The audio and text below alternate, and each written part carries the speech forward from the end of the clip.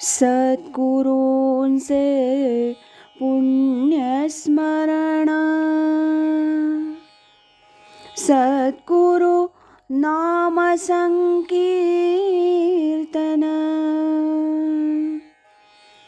सद्गुरु गुणानुवाद गान, श्रवण मनन सद्गुरूंचे, श्रवण मनन सद्गुरूंचे.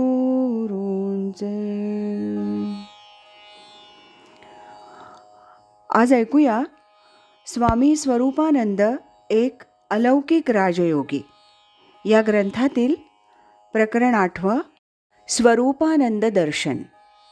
यामध्ये मुंबईचे वी.स. पागे यांनी लिहिलेली आठवण, माझी आणि स्वामी स्वरूपानंदांची एकच भेट झाली, पण ती अपूर्व. काही वर्षांपूर्वी माझ्याकडे एका गृहस्थानं ज्ञानेश्वरी अभंग रूपाने लिहिलेली आणून दिली. ती माझ्याकडे अवलोकनार्थ स्वतः लेखकानेच पाठवली आहे असं सांगितलं. थोड्या दिवसांनी मी ती अभंग ज्ञानेश्वरी चाळली तेव्हा मला तिचं प्रासाद माधुर्य आकर्षक वाटलं. पण वाङ्मयापेक्षा मला प्रत्यक्षानुभवी संतांच्या दर्शनाची ओढ असल्यानं मी त्या ज्ञानेश्वरीचे लेखक स्वरूपानंद यांना भेटण्याचं ठरवलं. त्यानंतर एकदा स्वामीजींना मी भेटावयास येणार आहे असा निरोप देऊनही जाऊ शकलो नाही. मात्र मी पुन्हा जेव्हा एकदा रत्नागिरीस गेलो तेव्हा निश्चय केला आणि पावसला स्वामीजींच्या भेटीस गेलो. हे एवढं सगळं सांगितलं याचं कारण माझी भेट होताच स्वामीजींनी या साऱ्या गोष्टींचं आपणहून स्मरण दिलं. अगदी व्यक्ती म्हणून त्यांचं कसं इतरांच्याकडे लक्ष असतं याचं उदाहरण म्हणून माझ्यावर या गोष्टींचा परिणाम झाला. आपल्यामध्ये कोणीतरी वैयक्तिक लक्ष देत आहे आणि आठवण ठेवून भेट होत आहे याचं आश्चर्य वाटलं. स्वामीजी पावसला रत्नागिरीहून सुमारे 9 मैलावर श्रीयुत देसाई यांच्याकडे राहतात. तिथं मी गेलो. माझ्याबरोबर रत्नागिरीचे स्वामीजींचे एक शिष्य होते. ते संस्कृत तज्ज्ञ होते. जाताना थोडा सुखसंवाद झाला. श्रीयुत देसाई यांच्या घरी पोहोचलो. स्वामींनी त्यांच्या बैठकीच्या खोलीत बोलावलं. आत गेल्यावर बाकी सर्वांना दर्शनानंतर बाहेर जाण्यास सांगितलं आणि नंतर माझ्याशी त्यांचा थोडा संवाद झाला. एका आसनावर ते पडून होते. त्यांचा आवाज खोल होता. मोठ्या प्रयासानं ते बोलत आणि ऐकताना लक्षपूर्वक ऐकावं लागे. बोला असं त्यांनी म्हणताच मी विचारू लागलो, हृदय हृदय म्हणतात त्याचं खरं स्थान कोणतं, छातीत की डोक्यात? खरा अजपाजप सोहम की हंसाहा? तसंच सोहम हंसाहा असा जप सांगतात तो असा काय? अजपा जर स्वाभाविक चालतं तर हिला दीक्षा आणि नित्य प्रातःकालचा संकल्प विधी कशाला?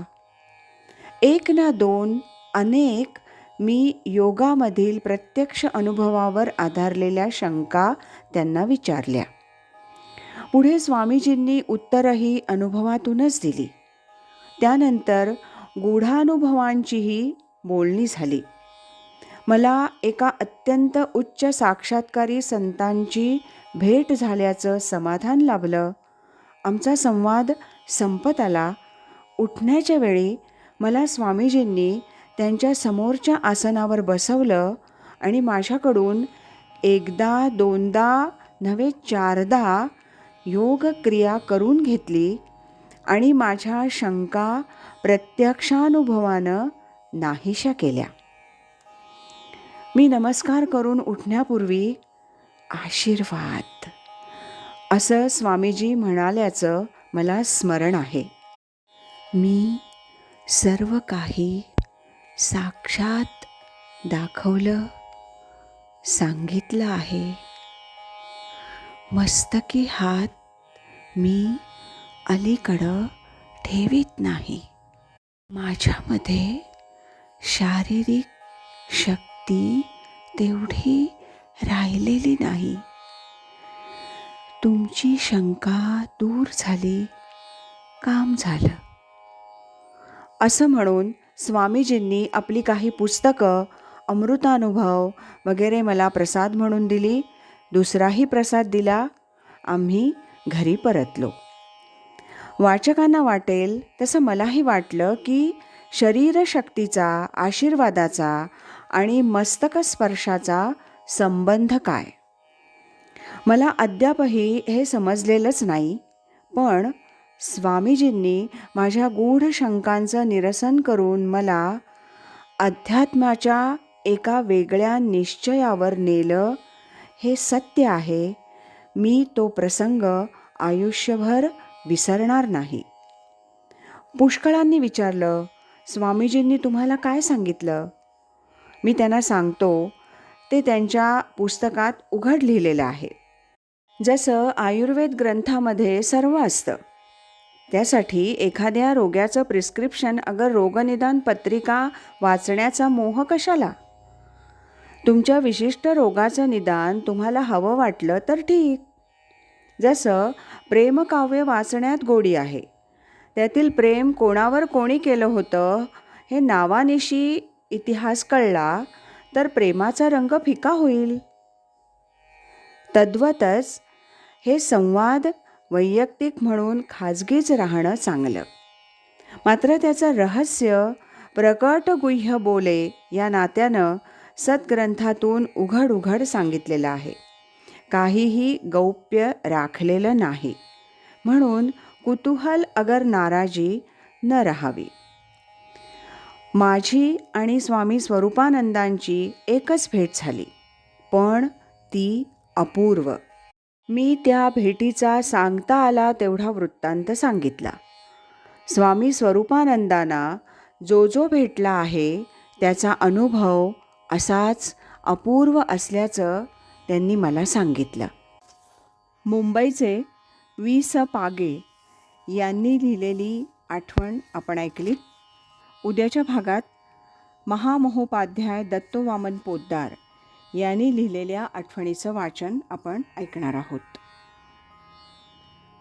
श्रीमद सच्चिदानंद सद्गुरू श्री स्वामी स्वरूपानंद महाराज की जय. हरि ओम तत्सत.